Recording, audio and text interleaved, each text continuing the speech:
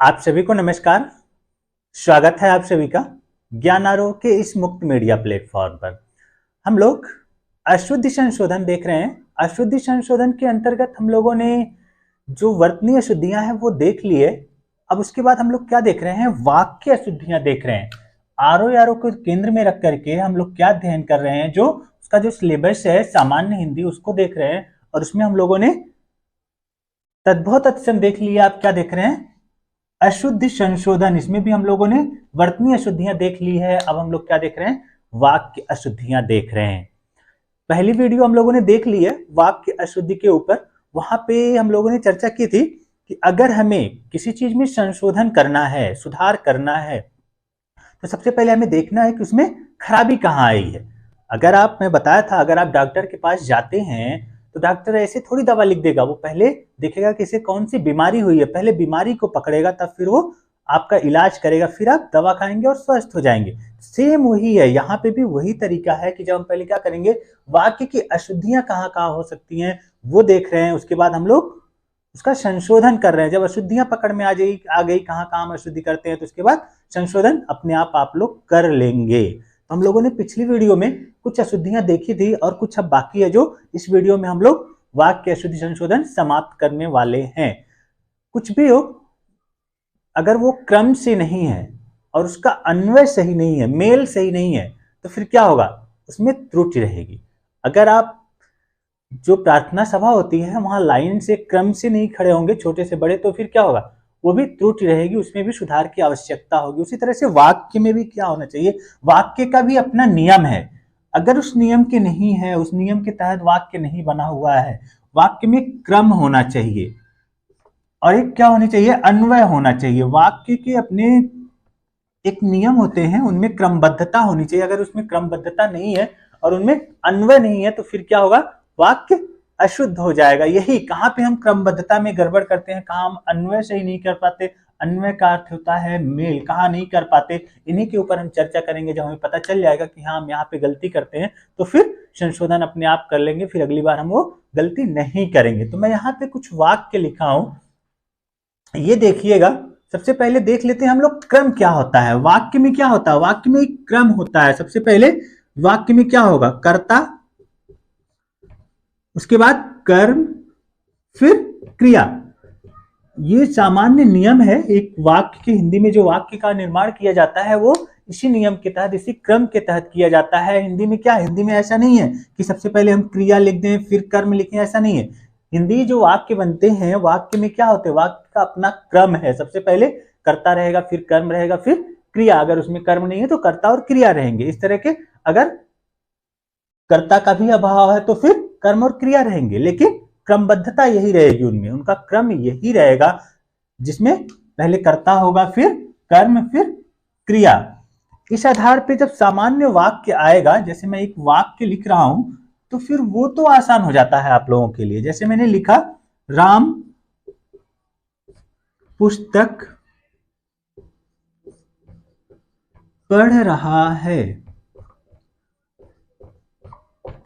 मैंने एक वाक्य लिखा, राम पुस्तक पढ़ रहा है। राम क्या है, कर्ता है, पुस्तक क्या है, कर्म है, पढ़ना उसकी क्रिया है, रहा है समाप्त का क्रिया है। तो इसमें क्या है, ये क्रमबद्धता, जो वाक्य की जो क्रमबद्धता का जो नियम है उसका यहाँ पे पूरी तरह से पालन किया गया है। तो इसलिए वाक्य क्या है, पूर्णतः सही है।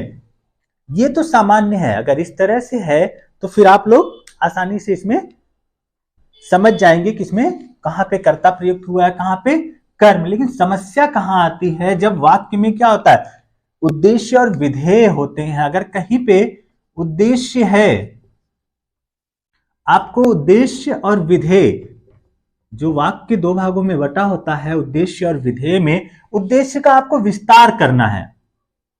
जैसे यहां पे लोग दौड़ते हैं, ये उद्देश्य है, और दौड़ते हैं क्या है, विधेय है। अगर आपको इसका विस्तार करना है तो क्या करना होगा, अगर उद्देश्य का विस्तार करना है तो जो विस्तार सूचक जो पद होंगे वो कहां लगाए जाएंगे, वो हमेशा जो उद्देश्य है उसके पहले लगाए जाएंगे।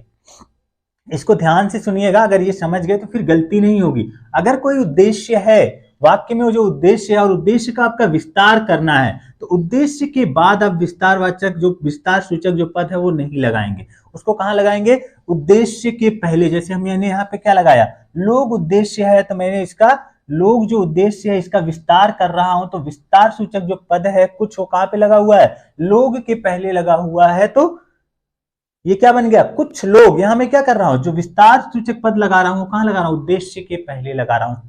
सेम प्रक्रिया यहां पे भी अपनाई जाएगी। जो विधेय है, अगर हमें इसका विस्तार करना है तो इसमें क्या करना है, विधेय के पहले जो विस्तार सूचक जो पद होंगे वो लगाए जाएंगे। जैसे मैंने यहाँ पे तेज लगाया है, तेज लिखा है, ये क्या है, दौड़ते हैं का विस्तार सूचक पद है। इस जो विधेय है इसका विस्तार किया जा रहा है, तो इस बात का ध्यान रखिएगा, जहां कहीं भी उद्देश्य और विधेय का विस्तार होगा तो जो विस्तार सूचक जो पद होंगे वो कहां लगाए जाएंगे, उद्देश्य और विधेय के पहले लगाए जाएंगे। अगर हम उद्देश्य का विस्तार कर रहे हैं तो जो उद्देश्य सूचक जो पद है वो कहां लगाए जाएंगे, पहले लगाए जाएंगे। और विधेय का विस्तार कर रहे हैं तो कहां लगाए जाएंगे, विधेय के पहले लगाए जाएंगे। ये नियम है। दूसरे वाक्य में भी देखिए, अमन धीरे धीरे पढ़ता है। अगर इसको आप लिखेंगे अमन पढ़ता है धीरे धीरे, तो जो विधेय का विस्तार कर रहे हैं, अगर आप विस्तार को विधेय के बाद लगाएंगे तो वाक्य गलत हो जाएगा। इसलिए नियम क्या है, जो भी अगर हम विधेय का विस्तार कर रहे हैं तो विस्तार सूचक जो पद है उसे हम कहां लगाएंगे, विधेय के पहले लगाएंगे। तो धीरे धीरे कहां लगाया गया है, पढ़ता है के पहले लगाया गया। अमन धीरे धीरे पढ़ता है, इसलिए ये वाक्य शुद्ध है। कई दिन से बारिश नहीं हुई, यहां पे क्या हो रहा है, यहां पे जो उद्देश्य है इसका विस्तार किया जा रहा है। कई दिन से बारिश नहीं हुई, तो उद्देश्य का जब विस्तार कर रहे हैं तो विस्तार सूचक पद कहां लगा रहे हैं, हम उद्देश्य के पहले लगा रहे हैं। तो यही नियम क्या है, जब विस्तार सूचक पद हम लगाएंगे तो कहां लगाएंगे, उद्देश्य के पहले लगाएंगे। अब दूसरा जो नियम देख लेते हैं, अगर किसी पद में किसी वाक्य में संबोधन सूचक पद प्रयुक्त हुआ है, जैसे मैंने यहां पे लिखा, हे राम सबका कल्याण करो। नीचे में भी लिखा, ओह यह बहुत गलत हुआ, ओह यह बहुत गलत हुआ। नीचे भी लिखा, हे प्रभु मुझ पर दया करें। तो यहां पे क्या है, यहां पे आप देख रहे हैं, यहां पे ये सब संबोधन सूचक पद आए हुए हैं। किसी वाक्य में अगर संबोधन सूचक पद आ रहे हैं तो वो जो संबोधक सूचक पद होंगे वो कहां लगाए जाएंगे, वाक्य के प्रारंभ में लगाए जाएंगे। जब संबोधन सूचक पद होंगे, जो संबोधन सूचक पद जो होंगे वो कहां लगाए जाएंगे, वाक्य के प्रारंभ में लगाए जाएंगे। कहां लगाए जाएंगे, वाक्य के प्रारंभ में। यहां आप देख रहे हैं ना कि ये जो हे राम संबोधन सूचक पद है, ओ भी संबोधन सूचक पद है, हे प्रभु ये भी संबोधन सूचक पद है। तो ये कहां लगाए गए हैं, ये वाक्य के पहले लगाए गए हैं। तो जिस भी वाक्य में अगर आपको वाक्य संशोधन करने के लिए दिया है, वहां पे आपको जो संबोधन सूचक पद है और वो प्रारंभ में नहीं दिख रहा है, बीच में कहीं दिया है, तो वाक्य गलत हो जाएगा। लेकिन अगर वाक्य के प्रारंभ में लगाया गया है संबोधन सूचक पद, तो वाक्य क्या होगा, सही होगा। तो ये है वाक्य की क्रमबद्धता का नियम। इसको क्रमबद्धता का ध्यान रखना होगा आप सभी लोगों का, तभी आप सभी लोगों के वाक्य क्या होंगे, शुद्ध होंगे। अब देख लेते हैं अन्वय क्या होता है, किसका अन्वय करते हैं हम लोग, उसके ऊपर भी चर्चा कर लेते हैं।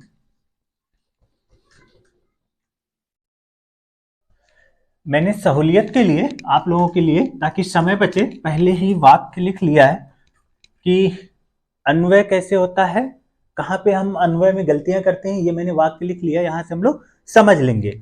आ जाते हैं कि अन्वय क्या होता है।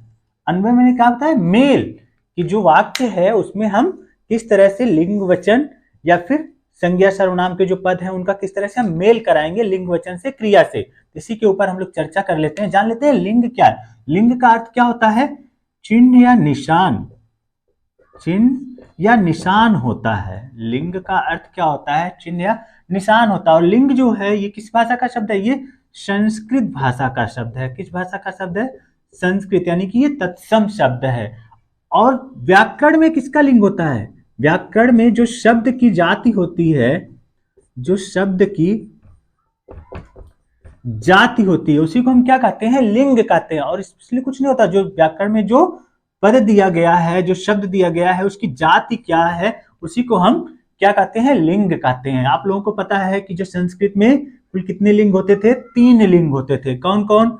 स्त्रीलिंग और पुल्लिंग और कौन सा एक? नपुंसक लिंग होता है। संस्कृत में कौन सा होता है? स्त्रीलिंग, पुल्लिंग और नपुंसक लिंग होते हैं। ये जो क्रम है, ये जो नियम है, अन्य जो भाषाएं हैं उसमें भी स्वीकार कर ली गई हैं। जैसे गुजराती में भी वही तीनों लिंग पाए जाते हैं, मराठी में भी तीनों लिंग पाए जाते हैं और अंग्रेजी में भी तीनों लिंग पाए जाते हैं। लेकिन हिंदी ने क्या किया है? हिंदी जो भाषा वैज्ञानिक है, उन लोगों ने हिंदी को सरल बनाने के लिए कितने लिंग माने हैं? सिर्फ 2 लिंग माने हैं। कौन कौन से? एक स्त्रीलिंग माना है और दूसरा पुल्लिंग माना है। तो हम लोगों को यही देखना है कि किस वाक्य में कहां पे स्त्रीलिंग प्रयुक्त होगा, कहां पे पुल्लिंग का प्रयोग किया जाएगा। इसी के ऊपर हमें क्या करनी है? चर्चा करनी है। अगर कोई सामान्य सा वाक्य है, जैसे मैं एक वाक्य लिख रहा हूं जिसमें एक ही कर्ता है और एक ही लिंग का कर्ता है, तो उसमें कहीं कोई समस्या नहीं होगी। जैसे पंकज खाना खा रहा है। पंकज खाना खा रहा है, यहां पे जो कर्ता है एक ही लिंग का है, एक ही वचन का है, इसलिए वाक्य में आपको क्रिया क्या होगी, किस रूप में चलेगी, कौन सा क्रिया किस वचन में होगी, क्रिया का वचन क्या होगा, क्रिया का लिंग क्या होगा, इसमें निर्धारण करने में समस्या नहीं होगी। लेकिन अगर कहीं एक ही वाक्य में जो हिंदी के जो 2 लिंग हैं, स्त्रीलिंग और पुल्लिंग, दोनों उपस्थित आ जाए, दोनों मिल जाए। जैसे मैं यहां वाक्य लिखा हूं कि माता पिता, यहां पे माता क्या है? स्त्रीलिंग है, पिता क्या है? पुल्लिंग है, दोनों लिंग उपस्थित है। तो क्रिया को कौन सा लिंग होगा, ये पता लगाना बहुत जरूरी है कि क्रिया की लिंग क्या होगी, क्योंकि वहां पे तो पंकज सिर्फ एक ही लिंग था, पुल्लिंग था, इसलिए क्रिया हमने क्या कर दी थी?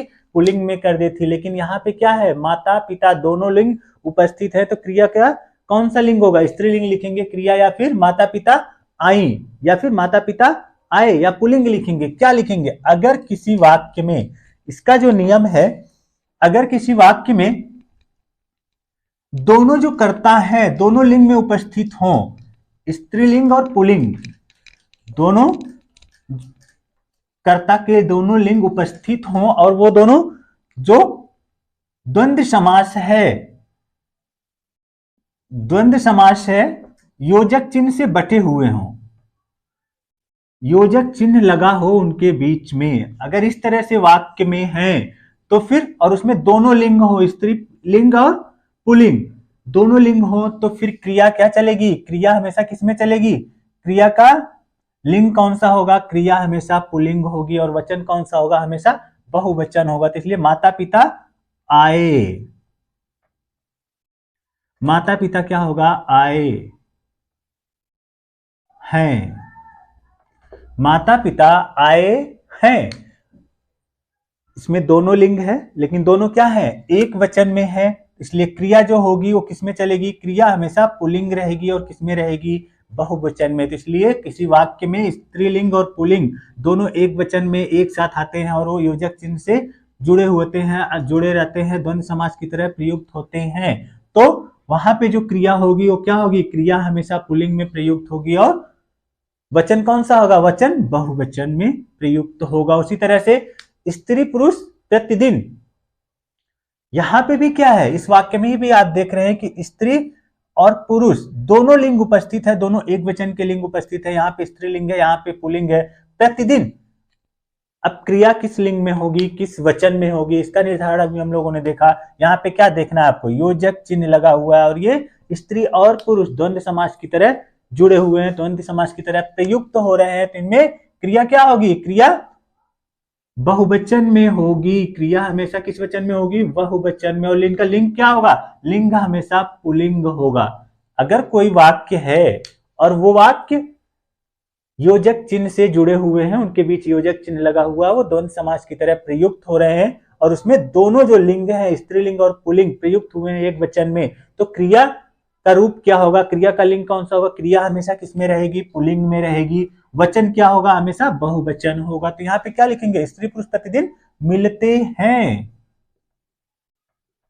मिलते हैं। क्या देख रहे हैं? क्रिया किसमें प्रयुक्त हो रही है?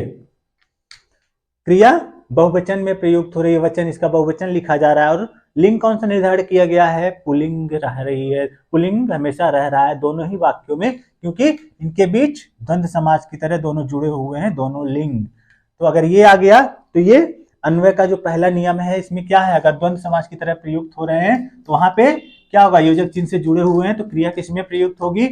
उनका लिंग क्या होगा? लिंग हमेशा पुल्लिंग होगा। वचन क्या होगा? बहुवचन होगा। लिंग क्या होगा? पुल्लिंग, और वचन क्या होगा? इसका वचन क्या होगा? बहुवचन होगा। दूसरा देख लेते हैं। दूसरा जो वाक्य कह रहा है, बाघ और बकरी एक घाट पर पानी पीती हैं, या फिर क्या होगा?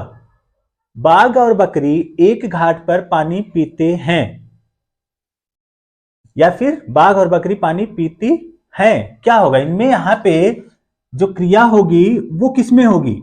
एक वचन में होगी या फिर बहुवचन होगा? क्रिया का जो वचन होगा वो क्या होगा? बहुवचन। लिंग क्या होगा? लिंग स्त्रीलिंग होगा या फिर पुल्लिंग होगा? ये आप लोगों को पता लगाना है। ये कई बार पूछे गए प्रश्न है, जितने हैं सारे आरओ में ही पूछे गए हैं, बार बार रिपीट किए गए, मैंने देखा। तो यहाँ पे समस्या कहाँ आएगी? आप लोगों को समस्या आएगी कि यहाँ पे पुल्लिंग है, बाघ क्या है? पुल्लिंग है, बकरी क्या है? स्त्रीलिंग है, दोनों लिंग यहाँ पे उपस्थित है। तो क्रिया किस लिंग में लिखी जाएगी? ऊपर वाले नियम में क्या था? ऊपर वाले नियम में भी दोनों लिंग उपस्थित थे, लेकिन वहां पे नियम क्या था? वहां पे दोनों योजक चिन्ह से जुड़े रहेंगे और दोनों द्वंद्व समास की तरह प्रयुक्त होंगे, तो क्रिया वहां पे क्या होगी? बहुवचन और पुल्लिंग में लिखी जाएगी। लेकिन यहाँ पे क्या है? यहाँ पे बाघ और बकरी एक घाट पर, यहाँ पे योजक चिन्ह है नहीं, लेकिन क्या लगा है? यहाँ पे और लगा है। संयोजक जो जोड़ने वाले जो शब्द है, अव्यय है, वो लगा है। और से अगर जुड़े हुए हैं तो क्रिया किसमें प्रयुक्त होगी? हमेशा बहुवचन में और पुल्लिंग में प्रयुक्त होगी। इसका ध्यान आप नहीं देंगे कि यहाँ पे बकरी है, स्त्रीलिंग है, तो क्रिया एक घाट पर, बाघ और बकरी एक घाट पर पानी पी रही है। यहाँ पे स्त्रीलिंग नहीं लिखेंगे। क्यों नहीं लिखेंगे? क्योंकि अगर एक ही वाक्य में पुल्लिंग और स्त्रीलिंग, स्त्रीलिंग और पुल्लिंग दोनों उपस्थित हैं और वो योजक अव्यय से जुड़े हुए हैं, जोड़ने वाले अव्यय से और से जुड़े हुए हैं, तो क्रिया हमेशा क्या होगी? क्रिया पुल्लिंग होगी। हमेशा क्रिया पुल्लिंग होगी। उसका लिंग क्या होगा? पुल्लिंग। और वचन क्या होगा? एक वचन, सॉरी, वचन क्या होगा? बहुवचन होगा। बाघ और बकरी एक घाट पर पानी पीते हैं। ये वाक्य शुद्ध है। अगर आपने कहीं लिख दिया, वाक्य में ऐसे आया है कि बाघ और बकरी एक घाट पर पानी पीती है, तो ये वाक्य क्या हो जाएगा? ये वाक्य आपका गलत हो जाएगा। क्यों गलत हो जाएगा? क्योंकि एक ही वाक्य में अगर स्त्रीलिंग और पुल्लिंग दोनों प्रयुक्त हुए, दोनों कर्ता प्रयुक्त हुए और वो योजक शब्द से, योजक अव्यय से जुड़े हुए हैं, तो जो क्रिया होगी उसका लिंग क्या होगा? उसका लिंग हमेशा पुल्लिंग होगा। और वचन कौन सा होगा? वचन हमेशा बहुवचन होगा। इसीलिए यहाँ पे क्या पा रहे हैं आप? यहाँ पे जो क्रिया चल रही है किसमें? पानी पीते हैं। क्रिया वचन क्या है? बहुवचन है। और लिंग क्या है? पुल्लिंग है। चौथा वाक्य देख लेते हैं। गाय और बैल एक घाट पर पानी, यहाँ पे क्या था? यहाँ पे स्त्रीलिंग का प्रयोग किया गया था, लेकिन इस वाक्य में यहाँ पे पुल्लिंग का प्रयोग कर दिया गया है। बाकी चीजें जैसे पहले वाले, तीसरे वाले वाक्य में थी, सेम वही चौथे वाले वाक्य में है। तो यहाँ पे क्रिया कैसे प्रयुक्त करेंगे? मैंने कहा कि ये उलट पलट हो जाए, लेकिन क्या है? दोनों एक वचन में होने चाहिए वाक्य में, और दोनों अगर लिंग उपस्थित हैं, स्त्रीलिंग और पुल्लिंग, और दोनों योजक शब्द से जुड़े, योजक अव्यय से जुड़े हुए हैं, तो क्रिया हमेशा क्या होगी? क्रिया हमेशा, क्रिया का लिंग क्या होगा? हमेशा पुल्लिंग होगा, पीते हैं। और वचन क्या होगा? क्रिया का हमेशा बहुवचन होगा। तो दूसरा नियम क्या है? दूसरा क्या है कि दूसरे में क्या होगा? अगर कहीं दोनों लिंग है, पुल्लिंग और स्त्रीलिंग दोनों उपस्थित हैं वहां पे, और दोनों योजक शब्द, योजक अव्यय और से जुड़े हुए हैं, तो फिर क्या होगा? उनकी क्रिया किसमें होगी? क्रिया हमेशा पुल्लिंग होगी।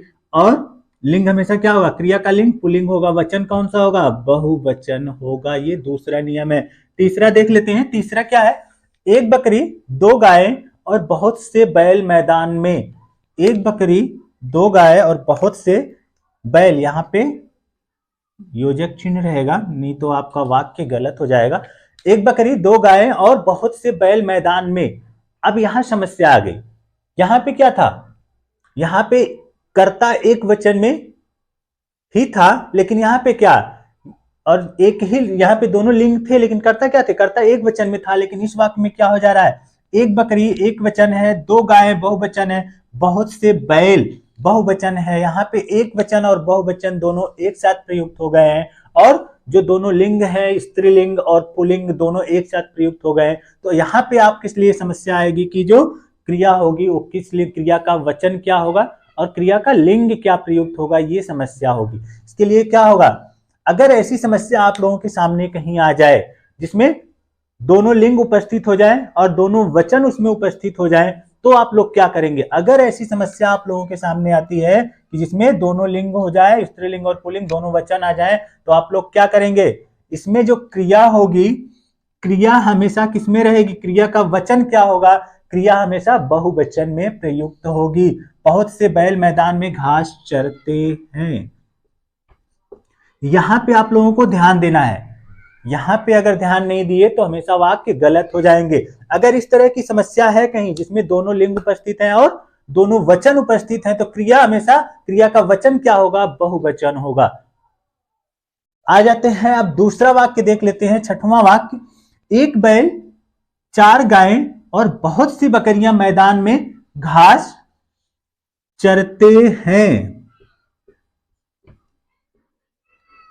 चरते हैं, क्या लिखा यहां पे, बहुवचन, जो इनका क्रिया का जो वचन हो रहा है वो क्या है, बहुवचन हो रहा है, क्योंकि इन दोनों वाक्यों में भी सेम है कि इसमें क्रिया, इसमें क्या है, दोनों वचन है, दोनों लिंग प्रयुक्त हुए हैं, कर्ता का दोनों रूप, दोनों लिंग और दोनों वचन प्रयुक्त हुआ है। लेकिन एक चीज ध्यान दीजिए, यहाँ पे क्या है, यहाँ पे क्रिया के सबसे पहले कौन सा कर्ता, कर्ता का लिंग क्या है, यहाँ पे पुल्लिंग है। और यहाँ पे क्या है, क्रिया के पहले कर्ता का लिंग कौन सा है, स्त्रीलिंग है। तो ये समस्या है। यहाँ पे क्या होगा, अगर ऐसी समस्या है जिसमें दोनों लिंग उपस्थित हैं और दोनों वचन उपस्थित हैं, तो इसका जो, इसकी जो क्रिया होती है, उस वाक्य की जो क्रिया रहेगी, क्रिया का वचन जो होगा वो तो हमेशा क्या होगा, हमेशा क्रिया बहुवचन में प्रयुक्त होगी, बहुवचन में प्रयुक्त होगी क्रिया। लेकिन उसका लिंग क्या होगा, लिंग हमेशा पुल्लिंग नहीं होगा।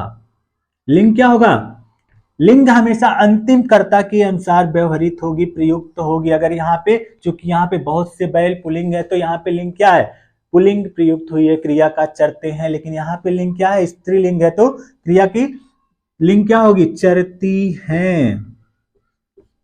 अब यह वाक्य क्या है, सही है, इसके पहले जो वाक्य लिखा गया था वो चरते हैं, वो गलत था। क्यों, क्योंकि इसका जो लिंग होगा, क्रिया की लिंग होगी, वो क्या होगी, स्त्रीलिंग होगी। क्यों, क्योंकि कर्ता, क्रिया के पहले का जो अंतिम कर्ता है वो क्या है, स्त्रीलिंग प्रयुक्त हुआ है, तो क्रिया अंतिम कर्ता के अनुसार निर्धारित की जाएगी। यहाँ पे पुल्लिंग था तो क्रिया पुल्लिंग, यहाँ पे स्त्रीलिंग है तो क्रिया स्त्रीलिंग प्रयुक्त होगी। तीसरा नियम क्या कहता है, अगर दोनों कर्ता, उस कर्ता, दो कर्ता के दोनों लिंग उपस्थित हों, पुल्लिंग और स्त्रीलिंग, और दोनों वचन उसमें उपस्थित हों, एक वचन और बहुवचन, तो क्या होगा, क्रिया हमेशा किसमें प्रयुक्त होगी, क्रिया हमेशा, क्रिया का वचन क्या होगा, बहुवचन होगा। उसका लिंग क्या होगा, लिंग हमेशा अंतिम कर्ता द्वारा निर्धारित किया जाएगा कि अंतिम कर्ता किस लिंग का है। अगर अंतिम कर्ता पुल्लिंग है तो क्रिया पुल्लिंग होगी, अंतिम कर्ता स्त्रीलिंग है तो क्रिया स्त्रीलिंग होगी। ये है तीसरा नियम। आ जाते हैं चौथे पे। अगला जो है, कह रहा है कि सातवां जो वाक्य है, रामू की 5 गायें व एक बैल बिकेगा। यहां मैंने पहले ही लिख दिया, आप लोगों को अब तो ऐसे ही सहूलियत हो गई, समझ ही गए कि रामू की 5 गायें व एक बैल बिकेगा। आठवां वाक्य देख लीजिए, सोहन के बैल या रामू की, सोहन के बैल या रामू की गायें बिकेंगी। यहां पे क्या अंतर पा रहे हैं, पहले वाक्य में भी क्या है, पहले वाक्य में भी जो क्रिया है, सॉरी, यहां पे क्रिया क्या हो रहा है, एक वचन में प्रयुक्त हो रहा है, यहां पे क्रिया बहुवचन में प्रयुक्त हो रही है, यहाँ पे क्रिया पुल्लिंग है, यहाँ पे क्रिया स्त्रीलिंग प्रयुक्त हो रही है। ऐसा क्यों हो रहा है?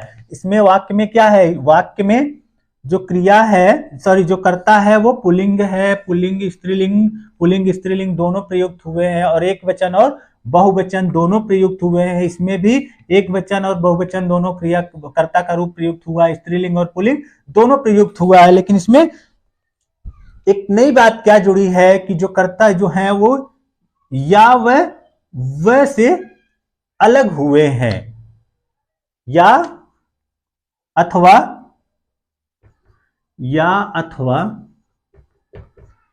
वह से अलग होने वाले, अलग हो रहे होंगे। अगर ऐसे वाक्य में कहीं पे या अथवा वह से वो अलग हो रहे होंगे तो वहां पे क्या होगा, वहां पे हमेशा क्रिया का रूप किससे निर्धारित होगा, जो क्रिया के पहले जो कर्ता होगा उस कर्ता के वचन और उस कर्ता के लिंग के अनुसार क्रिया व्यवहृत होगी, क्रिया का रूप चलेगा। यहाँ पे एक बैल है क्रिया से पहले, तो बैल क्या है, बैल पुल्लिंग है, और लिंग उसका वचन क्या है, एक वचन है, इसलिए क्रिया किसमें प्रयुक्त हुई है, पुल्लिंग में प्रयुक्त हुई है और एक वचन में प्रयुक्त हुई है। क्यों प्रयुक्त हुई है? क्योंकि क्रिया के तुरंत पहले जो कर्ता है उसका लिंग क्या है, पुल्लिंग है, और वचन क्या है, एक वचन है, तो क्रिया भी किसमें प्रयुक्त होगी, एक वचन में प्रयुक्त होगी और पुल्लिंग में प्रयुक्त होगी। अब नीचे वाले वाक्य में रामू की गाय, गाय गाय गाय क्या है, स्त्रीलिंग है, गाय का लिंग क्या है, स्त्रीलिंग है, और गाय गाय नहीं है, गाय बहुत सारी गाय, यानी कि बहुवचन प्रयुक्त हुआ है।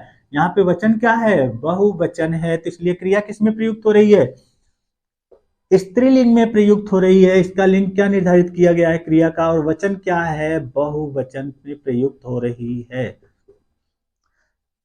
क्या कह रहे हैं इसमें वाक्य में, अगर कहीं या वह वैसे वो अलग हो रहे होंगे तो वैसे वाक्य में जो क्रिया का निर्धारण होगा वो क्या होगा, क्रिया के पहले वाले जो कर्ता होगा उसके लिंग और वचन से क्रिया का निर्धारण किया जाएगा।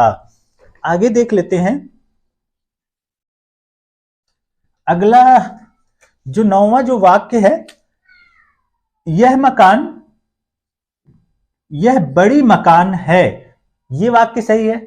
मैं शुरू में ही जब लिंग बता रहा था, मैं बताया था कि लिंग किसका होता है, शब्द के जाति का, शब्द किस जाति की ही, शब्द की ही जाति का निर्धारण किया जाता है, किसके द्वारा, लिंग के द्वारा। और लिंग किसका हमेशा होता है, हमेशा संज्ञा पद का होता है, संज्ञा पद का ही लिंग होता है, क्रियापद का कोई लिंग नहीं होता है, और विशेषण का भी कोई लिंग नहीं होता, सर्वनाम का भी कोई लिंग नहीं होता।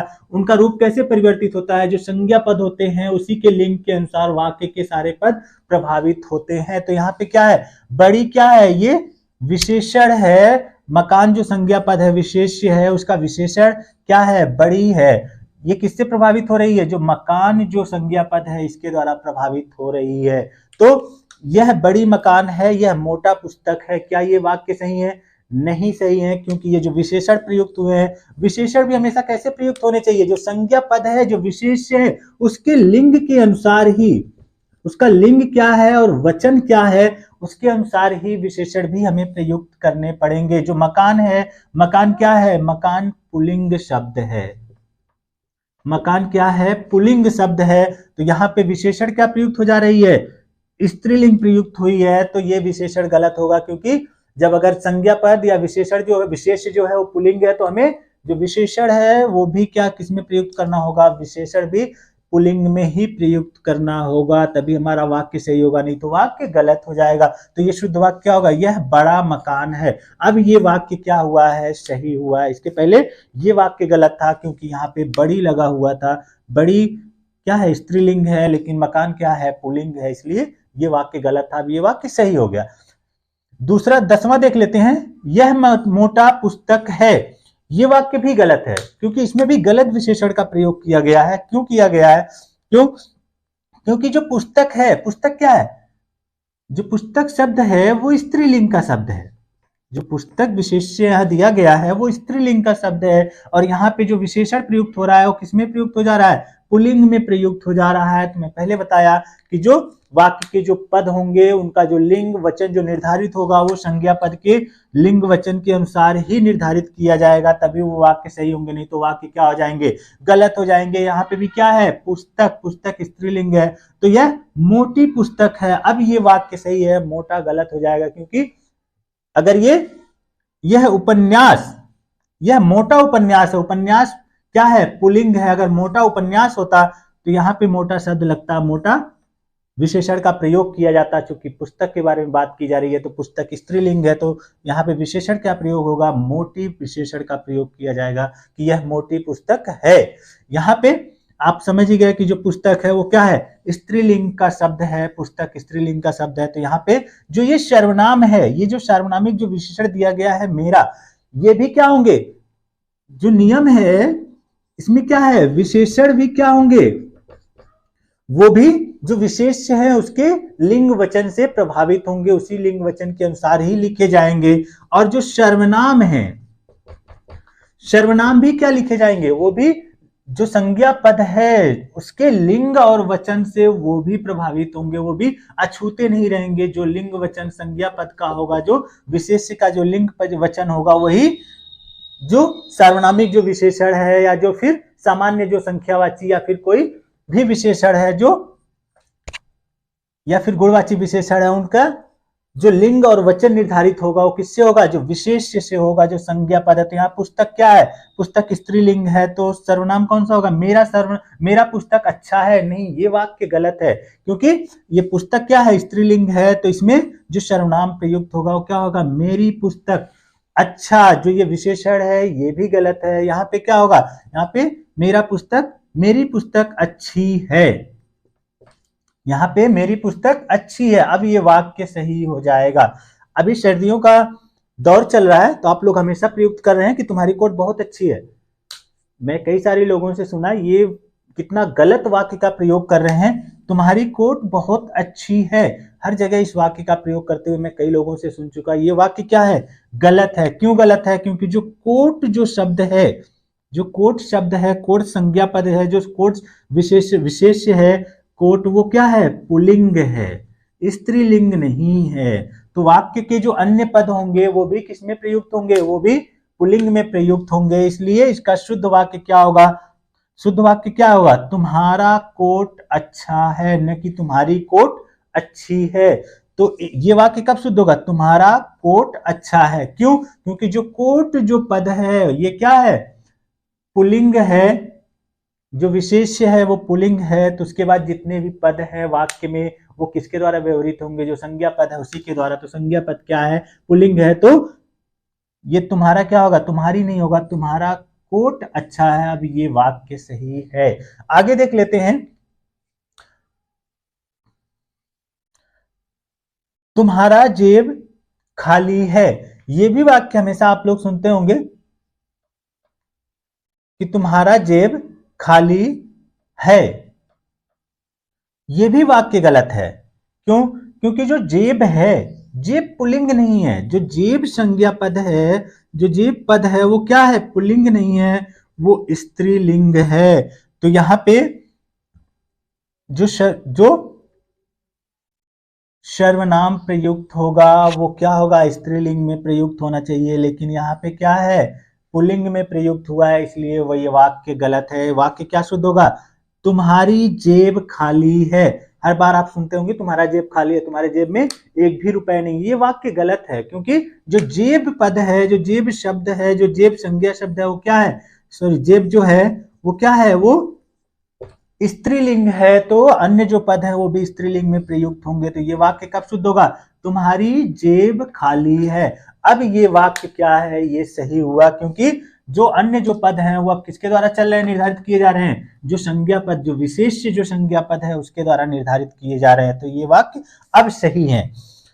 गुलाब की रंग लाल है, गुलाब की रंग लाल है। जो रंग शब्द है, जो रंग पद है, ये क्या है, ये पुल्लिंग है।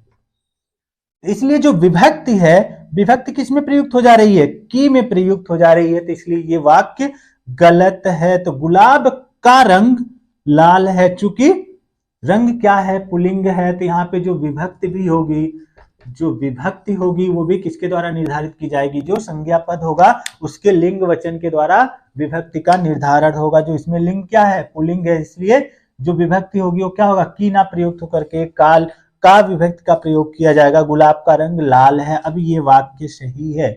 आपका नाक कट गया, हमेशा सामान्य वाक्य में बातचीत करते हुए आप लोग यही प्रयोग करते हैं कि आपका नाक कट गया, लेकिन जो नाक है क्या है, नाक जो पद है ये क्या है, ये स्त्रीलिंग है, पुल्लिंग नहीं है। तो फिर जो सर्वनाम प्रयुक्त होगा वो भी किसमें प्रयुक्त होगा, स्त्रीलिंग में प्रयुक्त होगा। आपकी नाक कट गई, आपकी नाक कट गई। अब ये वाक्य क्या है, सही है। अभी भी ये वाक्य सही हो गया, नहीं, अभी भी ये वाक्य क्या है, गलत है।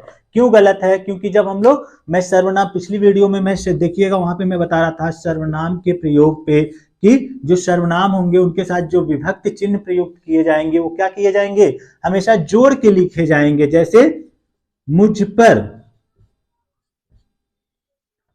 पर दया करें, मुझ पर, मुझ क्या है, सर्वनाम है, पर क्या है, विभक्ति चिन्ह है, तो दोनों जोड़ के लिखा जाएंगे।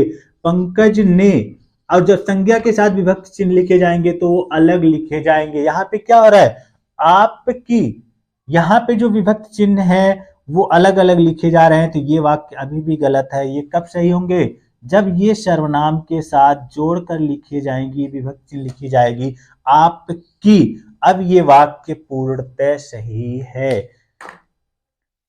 तो ये नियम रहे, देख लीजिए आप लोग, एक बार रिवाइज करेंगे, दो बार रिवाइज करेंगे तो चीजें आसान हो जाएंगी। एक बार दो बार वीडियो देखेंगे तो फिर ये सारी चीजें आपको बहुत आसान लगने लगेंगी। पहली बार में कुछ ऐसा लगेगा कि बहुत कुछ उलझाव है, लेकिन ये बहुत आसान है, कहीं पे भी कोई भी उलझाव नहीं है।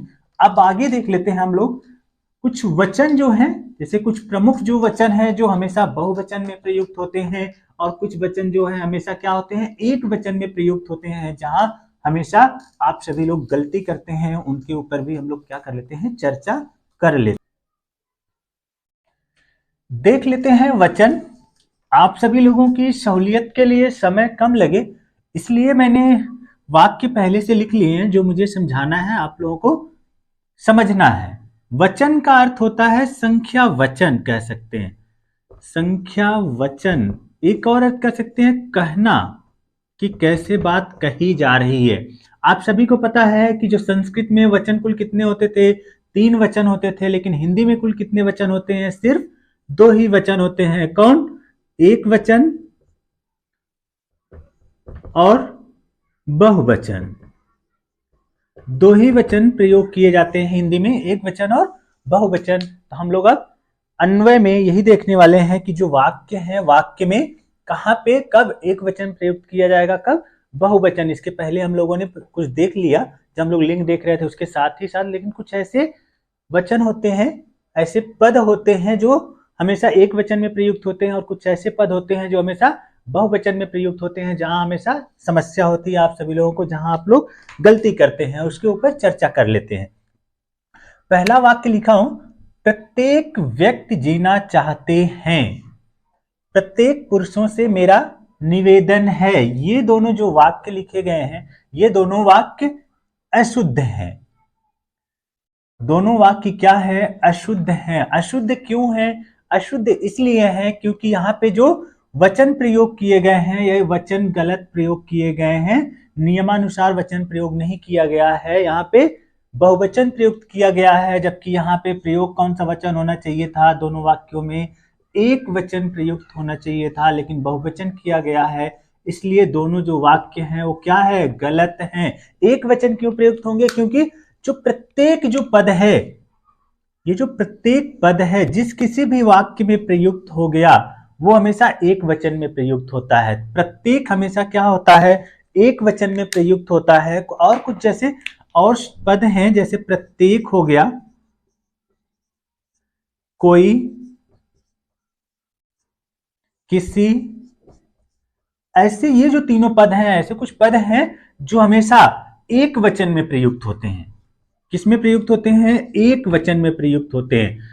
जब ये हमेशा एक वचन में रहेंगे तो क्रिया भी क्या होगी, एक वचन में ही प्रयुक्त होगी। हम बहुवचन में अगर क्रिया प्रयोग करते हैं तो हमारा वाक्य क्या होगा, गलत हो जाएगा। इस वाक्य का शुद्ध रूप क्या होगा, प्रत्येक व्यक्ति जीना चाहता है, चाहते हैं नहीं होगा, प्रत्येक व्यक्ति जीना चाहता है।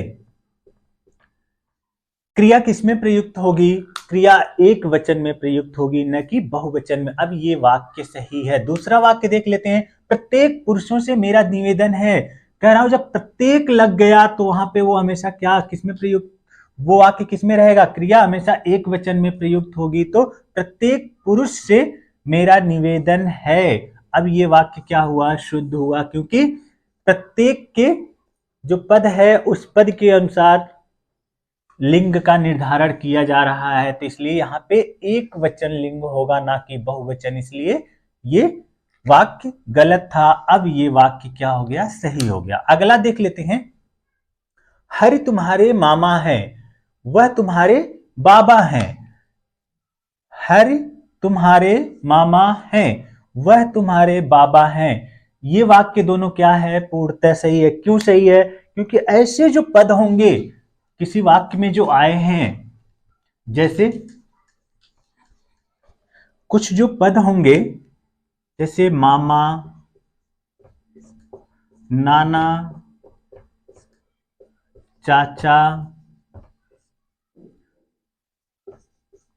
पिताजी और बाबा, ऐसे जो पद होंगे वो हमेशा क्या प्रयोग होंगे, हमेशा बहुवचन में प्रयुक्त होंगे। अगर इनको हम एक वचन में लिखेंगे तो वाक्य क्या होगा, वाक्य गलत हो जाएगा और आपके नंबर कट जाएंगे। पांचवा जो वाक्य है वो क्या कह रहा है, उसका प्राण निकल गया। उसका प्राण निकल गया,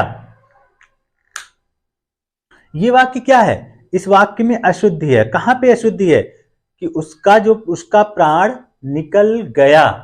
इस वाक्य ये पूरी तरह से गलत है। ये वाक्य क्यों गलत है, क्योंकि जो प्राण है, जो प्राण जो पद है, ये क्या है, ये बहुवचन है। और यहां पे क्रिया किसमें प्रयुक्त की गई है, एक वचन में प्रयुक्त की गई है। तो इसलिए ये वाक्य क्या है, गलत है।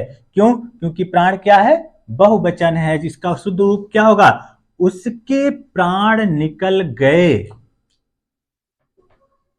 उसके प्राण निकल गए। अब ये बहुवचन में प्रयोग की गई है क्रिया, और ये सर्वनाम भी अब बहुवचन में हो गया। तो ये वाक्य अब सही हो गया, क्योंकि जो प्राण जो शब्द है वो क्या है, जो प्राण जो पद है वो बहुवचन है। कुछ ऐसे जो पद होते हैं, शब्द होते हैं, जो हमेशा बहुवचन में प्रयुक्त होते हैं, वहां पे कभी वो एक वचन में प्रयुक्त नहीं होंगे। जैसे प्राण हो गया, दर्शन और आंसू,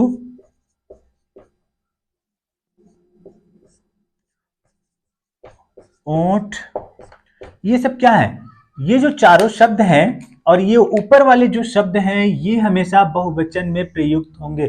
अगर किसी वाक्य में आपने एक वचन में प्रयुक्त किया, अगर एग्जामिनर ने एक वचन में दिया है, अगर आप उसे सही करके आते हैं तो आपके एक नंबर कट जाएंगे। इसलिए क्यों, क्योंकि ये हमेशा बहुवचन में प्रयुक्त होते हैं। तो उसका प्राण निकल गया, ये वाक्य गलत था। ये चूंकि प्राण बहुवचन में है तो उसका शुद्ध वाक्य क्या होगा, उसके प्राण निकल गए।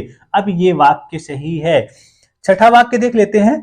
उसका दर्शन के लिए बहुत भीड़ थी, ये वाक्य भी गलत है, क्योंकि अभी मैंने बताया जो दर्शन जो शब्द है वो क्या है, बहुवचन है। दर्शन जो पद आया है इसमें ये क्या है, बहुवचन है। तो ये वाक्य गलत है, क्योंकि जो सर्वनाम है और जो क्रिया है वो एक वचन में प्रयुक्त हुई है, एक वचन में प्रयुक्त हुई है। तो वाक्य गलत है, क्योंकि दर्शन क्या है, बहुवचन है। इसका शुद्ध रूप क्या होगा, उनके दर्शन के लिए,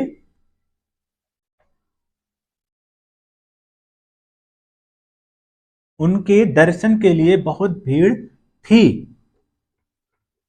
अब ये जो सर्वनाम है वो क्या है, बहुवचन में प्रयुक्त हो गया। तो अब ये वाक्य पूरी तरह से सही है।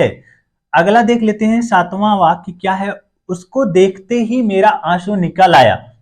ये भी वाक्य गलत है, क्योंकि इसमें आंसू जो पद है वो बहुवचन है, हमेशा बहुवचन में प्रयुक्त होता है, और क्रिया क्या हुई है, एक वचन में प्रयुक्त हुई है। इसलिए ये वाक्य गलत है। इसका शुद्ध रूप क्या होगा, उसको देखते ही, जो सर्वनाम है मेरा, ये भी गलत है। यहां पे मेरे आंसू निकल आए, मेरे आंसू निकल आए। अब ये वाक्य सही है, क्योंकि आंसू, अभी मैंने बताया कि आंसू जो शब्द है वो हमेशा किसमें प्रयुक्त होता है? बहुवचन में प्रयुक्त होता है।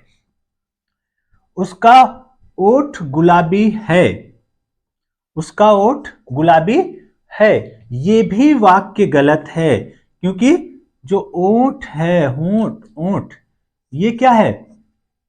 उसका ओठ गुलाबी है। ये ऊंट जो शब्द है ये बहुवचन में प्रयुक्त होता है हमेशा, क्योंकि प्रत्येक जो पुरुष है उनके क्या है? दो ओठ है, तो इसलिए वो ओठ प्रयुक्त होते हैं। तो वो दो हैं, तो इसलिए वो हमेशा क्या होते हैं? बहुवचन में प्रयुक्त होते हैं। तो ये वाक्य गलत है, क्योंकि जो सर्वनाम है और क्रिया भी क्या है? एक वचन में प्रयुक्त हुई है, इसलिए ये शब्द गलत है। इसका शुद्ध रूप क्या होगा? उसके ओठ गुलाबी हैं, गुलाबी हैं। अब ये वाक्य क्या हुआ? शुद्ध हुआ। तो अगर हम जो कुछ वचन है जो हमेशा बहुवचन में प्रयुक्त होते हैं, और जो कुछ ऐसे जो कुछ पद हैं जो हमेशा बहुवचन में प्रयुक्त होते हैं, और जो कुछ पद ऐसे हैं जो हमेशा एक वचन में प्रयुक्त होते हैं, अगर उनका हम ध्यान नहीं रखते हैं तो फिर क्या होगा? वाक्य गलत हो जाएगा। तो ये रहे कुछ वाक्य अशुद्धि से संबंधित सामान्य नियम जिनके ऊपर ध्यान देना जरूरी है। अगर आप सभी लोग ये जो कुछ सामान्य नियम मैंने बताए हैं इसको ध्यान में रखते हैं और अभ्यास करते हैं और एग्जाम हॉल में जाते हैं, तो इतना भरोसा है कि जो वाक्य अशुद्धि से जो भी प्रश्न आएंगे वो सब आप लोग सही करके आएंगे, अगर आप लोगों ने इसे ध्यान पूर्वक समझा है तो आज के लिए बस इतना ही। अब ये वाक्य अशुद्धि या फिर अशुद्धि संशोधन हम लोगों का जो टॉपिक है ये पूरा हो गया। अगली वीडियो में कल मैं नए टॉपिक से आप सभी लोगों से रूबरू होऊंगा। तब तक के लिए आप सभी का बहुत बहुत आभार।